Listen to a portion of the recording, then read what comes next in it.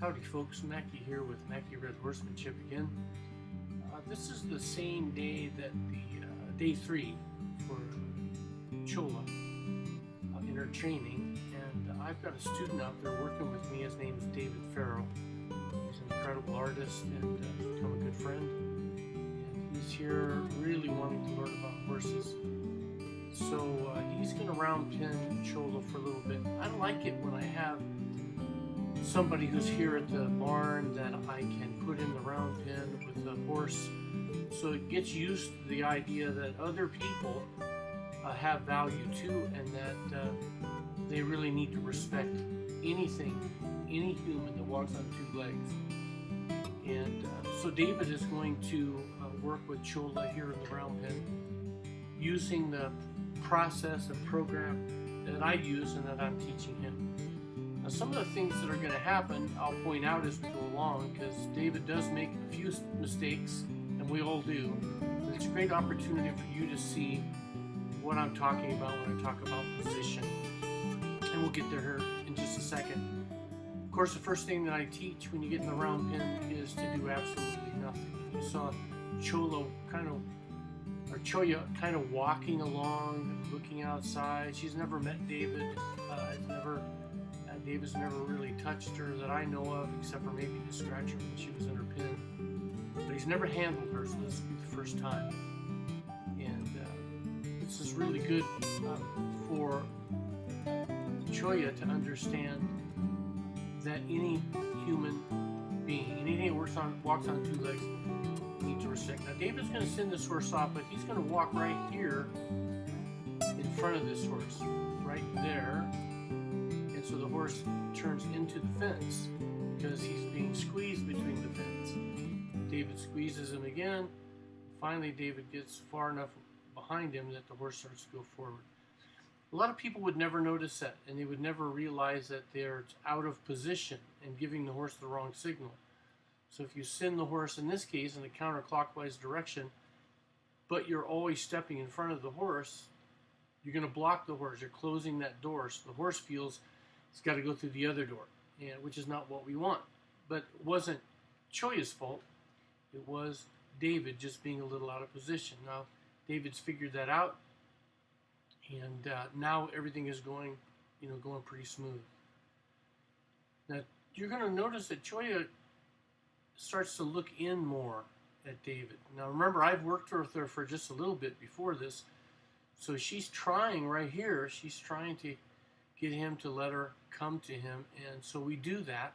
David backs up, and she's going to walk up to David slowly, but you're going to see that she's not going to get right up on David.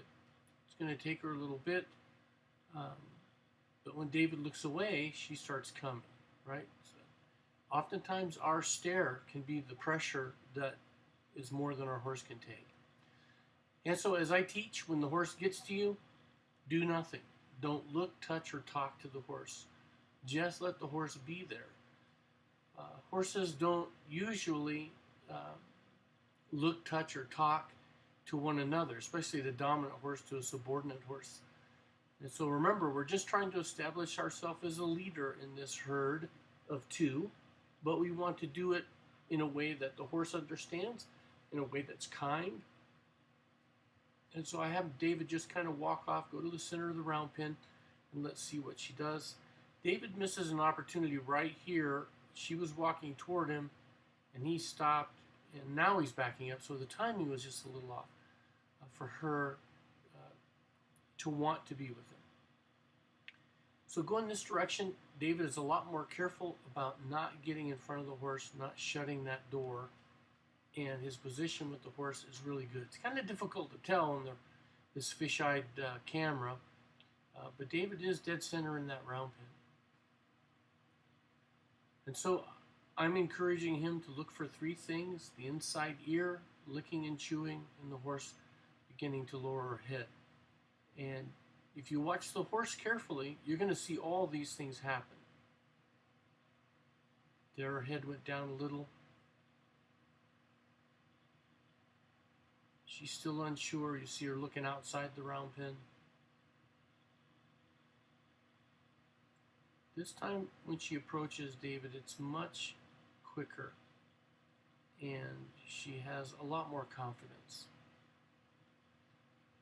Now, so far, we haven't reached out to introduce herself, in David's case, to introduce himself to Cholla. But David's going to do that here in a minute.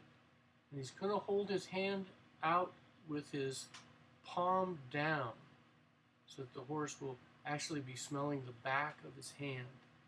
And the reason why I teach horses that is because this is how horses say hello to horses. But if he was to turn his hand over like he had a treat in it, then his hand would be fair game, or anything in it.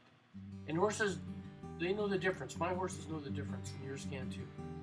But I want you to notice how long she keeps her nose on David's hand. And again, I've been doing this the last few years, getting the horse to just, the opportunity to just smell me, to get to know me through scent. And this really seems to make a big difference when it comes to getting a horse to calm down a little. So here pretty soon David's just going to go for a walk. We'll see if Cholla wants to follow. She doesn't here, so I have David walk toward Cholla's hind end. She gets a little nervous, and so she's going to go off, and she's not going to follow David. But that's okay. She doesn't have to. She doesn't know him. She doesn't trust him. But David now is going to work at getting her to come back to him so that she understands he wasn't trying to run her off. He just wants her to follow him around. And, we're going to see how he does here.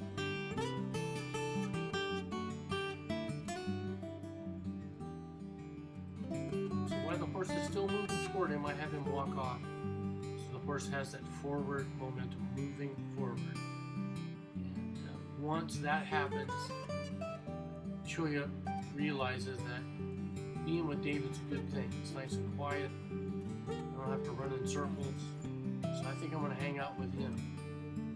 Because with him I find comfort, which is probably the most important thing a horse needs and looks for in a relationship with a human, is where can I find comfort with this two-legged horse. Cholla's back to smelling him. David's kind of rubbing her a little more. So he did a really good job. I'm proud of him. And hopefully you'll see him in more videos working with Cholla as we progress along. I hope that you'll share this with your friends, and if there's anything we can do to give you a hand, I hope you holler, and we'll see you down the trail.